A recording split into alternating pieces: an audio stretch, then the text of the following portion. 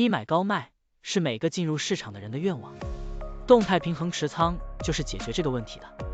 举个例子，就是保持现金和股票始终是50%比50%，当价格下跌的时候就买入一些，当价格上涨的时候就卖出一些。这样做，通过低买高卖维持仓位比例的均衡，即使价格经过一定时间的震荡又回到原位，也可以获得波动的收益。现在我们就设定一些参数，让 Stocktunny AI 帮我们生成程序，对沃尔玛 WMT 进行回测计算。设定参数如下：检查间隔，每周五按照收盘价检查一次；价格梯度，每变化10%就启动买入或者卖出操作；运行时间从2023年1月1日到2024年4月30日；交易手续费设定为0.30%。这样设定节省了盯盘的时间和操作次数。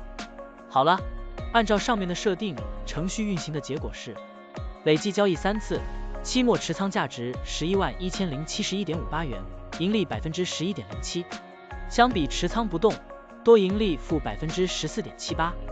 如果你希望更频繁的交易，可以把参数修改为持股仓位70%，每天按照收盘价检查一次持仓，每变化5%就进行平衡，这样就可以得到新的回测结果。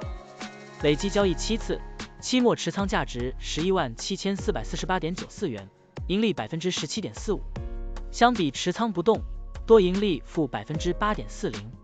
股票的波动特性不一样，盈利效果就不同，参数设定不同，盈利效果也会不同。